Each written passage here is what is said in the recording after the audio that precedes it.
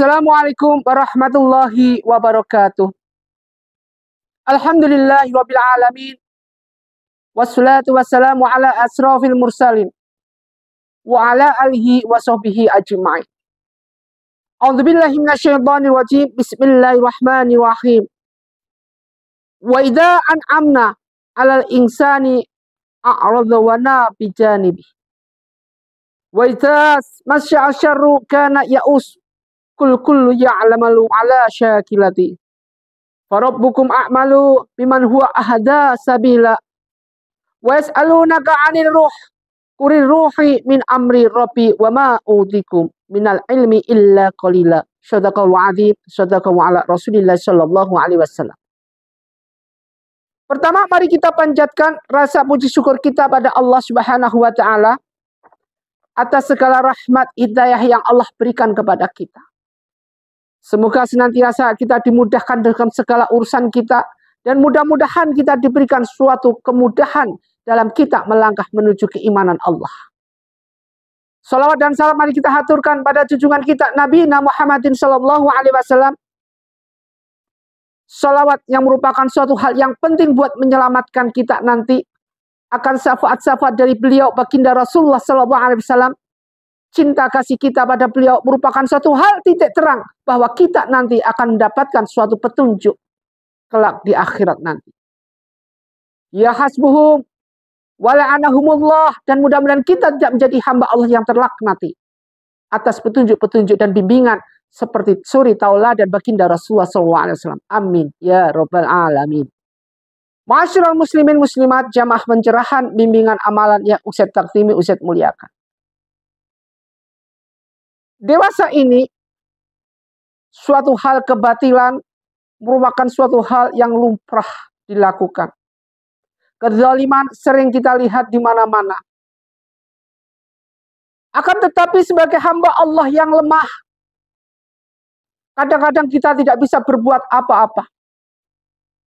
Segala daya, upaya, semuanya kandas hanya pada mereka-mereka di tangan para seorang penguasa. Seorang diktatoris yang kadang-kadang menghalalkan segala cara. Akan tetapi malikin nas, raja dari segala raja. Mereka-mereka yang terdolimi dan teraniaya tidak lepas dari suatu hal apa yang dinamakan wa qul ja'al haqqu wa zaqal batil innal batila kana zahuqa. Melaksanakan segala amalan-amalan di mana di dalam kita memerangi suatu kebatilan dan kezaliman yang ada di bumi ini merupakan suatu kewajiban sebagai bentuk jihad kita sebagaimana orang muslimin muslimat, mukminin mukminat terhadap apa yang Allah perintahkan. Jihad fisabilillah kita bukan berarti memerangi mereka-mereka.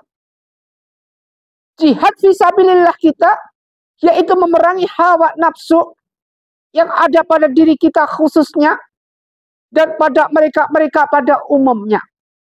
Yang menyebabkan suatu timbulnya kezaliman, yang menyebabkan timbulnya suatu kebatilan di mana-mana yang ada, dan disitulah suatu hal kebenaran harus ditegakkan.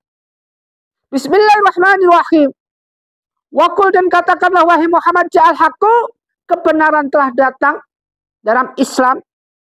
Wazahaqal batil, dan telah lenyap kepala kebatilan dan kemusyrikan.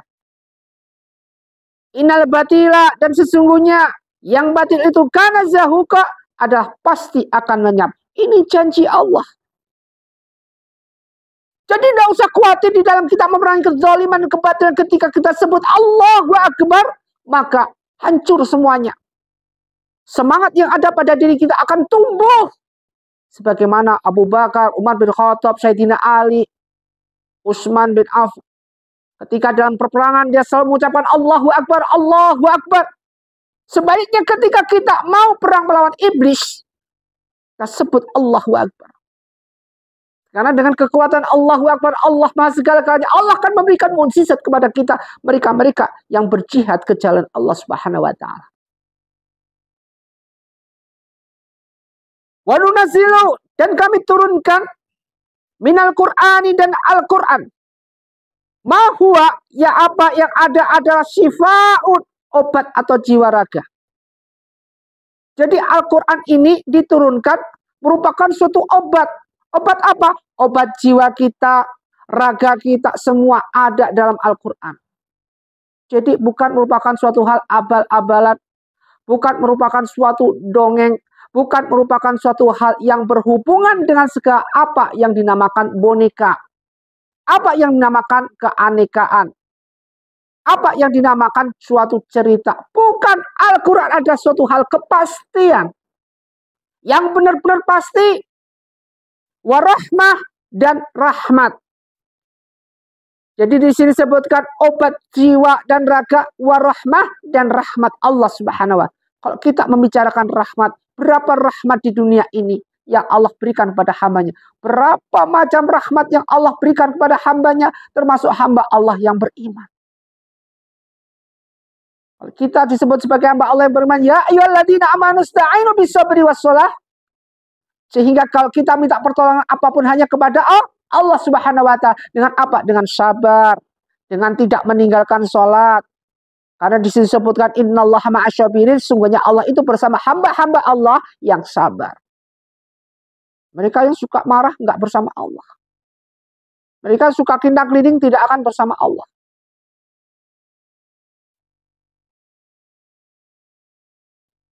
Wala yasihu, dan Al-Quran ini zalimina, dan tidaklah wala yasihu, dan tidaklah Al-Quran ini menambah zalimina bagi orang-orang yang zalim. Illa khosyara, selain kerugian.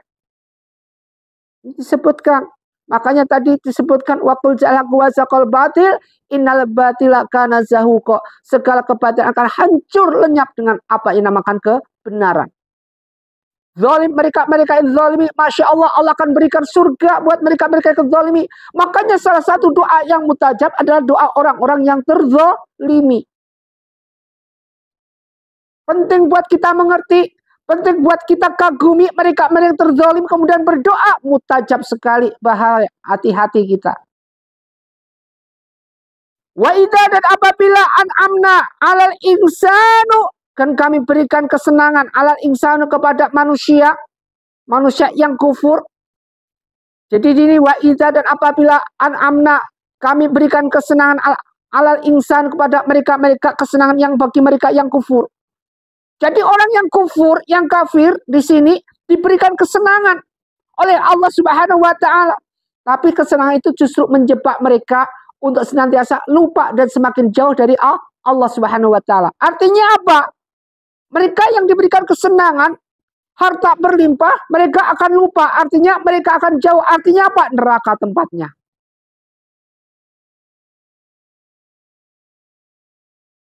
A'radha, maka dia berpaling, wana ada bijanibi, dan menjauhkan diri dari sampingnya atau sarana sombong. Jadi kesenangan yang mereka miliki, kekufuran yang mereka miliki, maka itu merupakan suatu hal yang bisa menumbuhkan apa yang dinamakan diktatorisme penguasa. Yang menyebutkan dirinya seperti Tuhan, yang menyebutkan dirinya sebagai seorang penguasa, tidak bisa dikalahkan, dan menyebut dirinya sebagai orang yang merupakan di atas sesembahan. Sekarang kita ingat bagaimana kasusnya Raja Fir'aun sudah ditulis dalam Al-Quran. Bagaimana kasusnya Raja Namrud sudah ditulis dalam Al-Quran. Bagaimana kasusnya raja-raja yang selain itu sudah ditulis semua dalam sejarah Al-Quran. Dan bagaimana endingnya? Endingnya mati.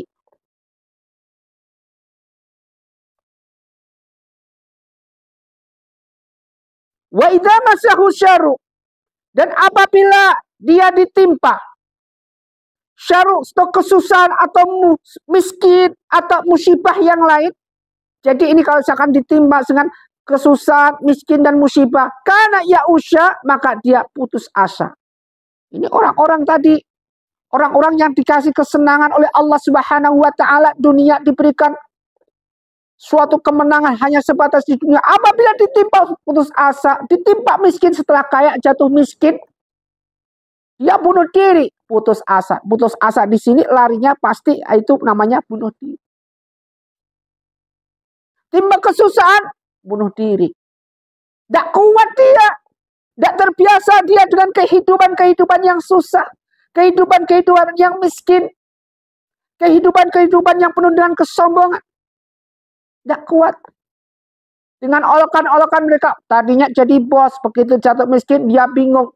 Daripada gua malu, nyemplung dia ke laut. Dan disebutkan bunuh diri bukan menyelesaikan masalah, tapi menambah awal dari masalah itu sendiri. Ustaz, apa orang bunuh diri mati?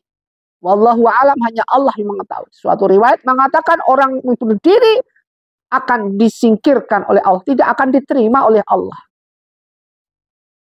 Karena akan menambah masalah sampai nanti kiamat, dan mereka akan memutuskan atau bagaimana cara dia bunuh diri nanti di akhirat seperti itu, berulang-ulang terus selama. Bal tu'thirunal hayatad dunya wal akhiratu khairu wa abqa. Ingat, kembalikan diri kita, senantiasa kita hidup di dunia ini hanya sementara, fata morgana. Jangan jadikan hidup di dunia ini merupakan suatu hal contekan-contekan yang membuat kita lupa dengan Allah Subhanahu wa Ta'ala. Ini merupakan suatu ujian di mana hasil ujian nanti ini akan memberikan kita masuk ilyin atau silji. Mengapa mereka yang pada waktu hidupnya sengsara kemudian dia masuk ke dalam alam barzah dengan menikmati suatu kesenangan yang luar biasa? Karena pada waktu kesengsaraan dia lulus dengan ujian-ujian itu, tidak pernah putus asa. Apa yang Allah berikan dengan susah apapun bentuknya, dia selalu bersyukur. Mensyukuri nikmat-nikmat Allah. Nikmat susah dia syukuri. Nikmat sedih dia syukuri. Tapi mereka yang seperti itu, orang-orang miskin, dia akan dijauhkan dari riba. Coba bisa bayangkan, coba bisa lihat mereka yang miskin. Pernah dia ngerti riba? Pegang HP aja nggak pernah. Sedangkan kita, orang-orang yang ngerti malah justru jauh sekali dengan riba, hutangnya miliaran, dan segalanya tetek mengek semuanya. Hati-hati, kalau tidak kuat masuk dalam ayat ini kita putus asa. Makanya tambahkan iman kita. Iman ditambah dengan PBA, pencerahan bimbingan amalan tiap pagi seperti ini, menambah kekuatan iman pada diri kita. Menambah segala sesuatu yang bisa kita membuat putus asa. Musibah selalu datang kapan saja. Bencana akan datang kapan saja. Ujian akan muncul sewaktu-waktu. Kematian, itu yang perlu ditanyakan. Kematian akan muncul dalam keadaan tidak bisa dipastikan. Allah itu barakati tarok, wakillah manrok, wazanna anahul firok. Ketika nyawa sudah ada di kerongkongan hati-hati kita, di situ ujian terakhir kita lulus atau tidaknya. Bagaimana kita menjadi hamba Allah, mati husnul khotimah atau su'ul khotimah. Di situ nanti di endingnya, apakah kita akan dijerumuskan oleh para iblis, ataukah kita justru dijeruntungkan menjadi pembela-pembela iblis. Asirul muslimat rahimatullah. Siapa yang bisa menjawab ini semua, Ustaz? Yang bisa menjawab semua ini adalah amaluna. Amal-amal kita. Amal kita selama di dunia. Bagaimana amal kita ketika kita dengan tetangga. Bagaimana amal kita ketika kita sama muslim. Bagaimana amal kita menjadi pendendam atau tidak. Bagaimana ketika amal kita jadikan sebagai korban fitnah. Kita dendam atau tidak. Ini dan banyak sekali kesombongan-kesombongan yang ada, yang muncul pada diri kita. Kita tekan supaya tidak timbul. Setiap manusia punya sifat sombong. Tapi bagaimana kalau kita punya iman? Al-imanu atu'min billahi, kita ingat sama Allah, akhirnya sombong itu kita tenggelamkan. Sifat sombong merupakan sifat iblis. Kul katakanlah kullah, setiap orang ya'malu berbuat ala syakilati, sesuai dengan pembawaannya masing-masing. Watak orang sifatnya masing-masing. Ketika punya sifat ini, watak ini, setiap A, B, C, tidak ada yang sama. Di sini sebutkan ala sakilati. Farabuku, maka Tuhan kalian a'malu, lebih mengetahui biman huwa, siapa yang ahda, lebih besar sabila jalannya. Hanya Allah yang tahu. Kita tidak tahu jalannya kita bagaimana. Kita tidak tahu jalan menurut kita mau jalan seperti ini. Tetapi Allah berkehendak lain. Makanya diamalkan apa surat 1000 dinar. Wa may yattaqillaha yaj'al lahu makhraja. Akan diberikan jalan keluar ketika kita menjadi hamba Allah bertakwa. Wa yarzuqu, dan akan Allah berikan rezeki. Min haitsu la tahsib. Min haitsu la taksib, dari arah yang tidak disangka-sangka. Wa may yatawakkal 'alallah fa huwa hasbuh. Siapa yang bertawakal kepada Allah, Allah akan cukupi semua kebutuhannya. Janji Allah. Innallaha, sesungguhnya Allah itu mengurusi segala urusan. Ma'asyiral muslimin muslimat rahimatullah. Kalau kita jadi hamba Allah seperti ini, senantiasa ikhlas ridho apa yang Allah berikan kepada kita, maka la azidannakum, akan ditambah nikmat kita. Tidak menjadi hamba Allah yang kufur, tidak menjadi hamba Allah akan diazab. Inna azabila syadid, kita tidak masuk ke dalam situ. Baik azabun azim, baik azabun alim, baik azabun mahid. Ma'asyiral muslimin muslimat rahimatullah, dimuliakan Allah. Mudah-mudahan apa yang kita kaji bermanfaat pagi hari ini, senantiasa istiqomah. Mari kita tingkatkan taubatan nasuha, taubat dengan sebenar-benarnya taubat, agar kita mendapatkan rahmat hidayah dari Allah Subhanahu wa taala dengan sebenar-benarnya rahmat hidayah. Usikum wa nafsi bitaqwallah wa bila taufiq wa hidayah. Wassalamualaikum warahmatullahi wabarakatuh.